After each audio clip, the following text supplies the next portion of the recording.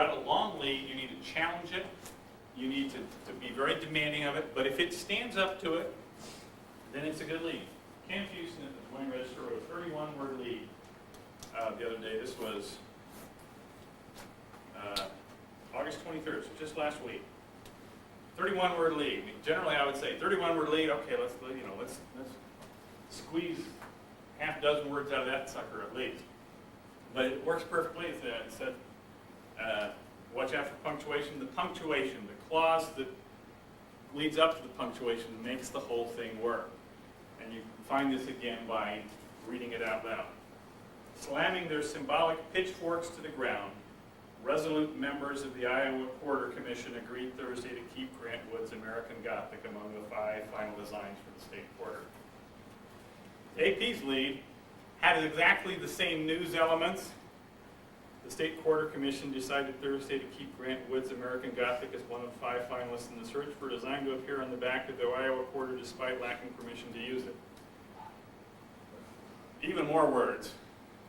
They're introducing another element with the lacking permission, introducing more details, with the what the quarter is going to be, and not having fun with it. Slamming their symbolic pitchforks to the ground grabs the reader right away, and the reader's going to read through those 31 words. So see if there's a way you can draw the reader into it by being creative. I didn't see a way, or I would have put it in one of those budget stories, but this was a meeting of the Iowa Quarter Commission. That I guarantee you, when Ken went to cover that meeting, he was not thinking, "Oh boy, this is going to win me the Ernie Pyle again next year." This was a government board meeting, but he saw, okay, they're saying, by God, we're going to use this, I don't care what you say, and came up with this slamming the symbolic pitchfork, and that's got you hooked. So find a little wrinkle that you can put in it, and if you do that, then you can get away with those extra words. Any questions before we wrap up here? I haven't covered all the points in the handout. I encourage you to read through that. I talked a lot at the last part of the handout. When I first developed this workshop, it was a half-day thing when I went to Erie, and so the second half of it was nut graphs and doing the rest of the top of your story. So there's some tips on that there. The shorter version is focusing strictly on the lead. So I encourage you to read the handout. Yes, Russ? No 2 reporters will write the same story exactly the same way. And, Absolutely. And I also think no 2 editors will edit the story exactly the same way. My question is, how do some of these reporters, especially the younger reporters, deal with the vagaries of that? In other words, they'll turn in their story to an editor, one of 5 different editors it might be, for instance, on the Metro desk. And do you have any advice for the young reporter who gets a different style of editing from one day to the next? The advice I would have is kind of a radical thing that a lot of people in this industry don't want to do, and that would be talk to your editors.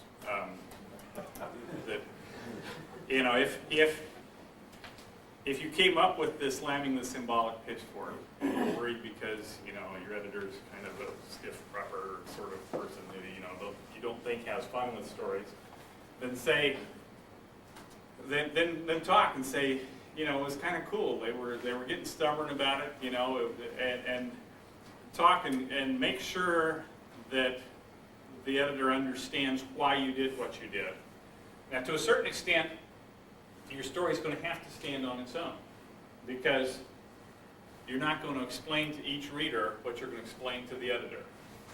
And so, to a certain extent, your test is, the tougher the editor is, the better in terms of this process I'm talking about challenging the lead and being very demanding of it. But talk it over. If it's something you really believe in, say, if I try to do something different with the lead. If it doesn't work, let me know. I'd like to try again and get it so that it does work. But that conveys. I'm going to be talking to the editors. Well, ones, and I'll be telling them about the importance of respecting your authorship. But that conveys that you want your authorship respected. That conveys, I worked hard on this lead, I worked hard on this story. If it needs to be redone, I would like to know why it didn't work for you. I'm not going to dig in my heels and say version A's got to work. And that's the approach you've got to take.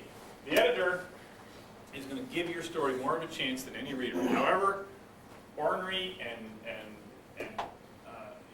stoic and unfun the American Gothic. If your editor is the guy with the pitchfork, the editor is going to take more than that 3, 4, or 5 seconds that those people I saw in the airport were taking with your story. It's your editor's job. How good or bad your story is, the editor is going to read it all the way through to the end. And so, if your original lead doesn't work with the editor, the defending it and saying, yes, it does work, is the worst possible approach to take. The editor's right that it doesn't work. The editor's not necessarily right that his or her approach is the best alternative. And you say, okay, if you don't like my plan A, I'll listen to your plan B. And if that doesn't solve the problem you saw and still convey the story the way that I think it should be, give me a chance to come up with plan C that captures the fun or the whimsy or the mystery or whatever it is I was trying to convey in plan A and meets the objection that you saw. So that's the approach that I would take. Defending plan A is just inviting frustration. If the editor who gives into that isn't a very good editor, and there aren't many of them that aren't at least that good. That if it doesn't work, even if your explanation makes it work, you're not going to explain it to every reader. So that's tough. Now sometimes, every reader is going to be different too. If you really, really believe in that, you might say, could you ask somebody else on the desk? Run it past somebody else, and if it works for them, would you trust the two of us that this one works? And sometimes, most editors are flexible enough to know that we didn't get it right every single time. I used to be an editor, so I'm familiar with that mindset of, okay, it didn't work, but most editors recognize that they're not perfect. So talking with the editors is the thing. Let them know that you worked hard on this and that you feel passionately about it, and that you want to know why it's being changed, and that you want a chance to do the change yourself. Deadline permitting and all that. Other questions, comments, arguments? You guys, I do 2 versions of the PowerPoint. One is for the Make Every Word Count workshop, which I might have handouts there. And then the starting strong. So I've done this probably 4 or 5 times. You guys did a better, maybe I didn't do as good a job in doing the PowerPoint from your paper, but you guys did a better job of any of the workshops that I've done this PowerPoint thing at, of finding better improvements than I did. I mean, you're always going to find better improvements, 20 people versus 1 or whatever. But you guys came up with some strong alternatives and stuff that I was really encouraged and pleased with. To see that reflected in your copy.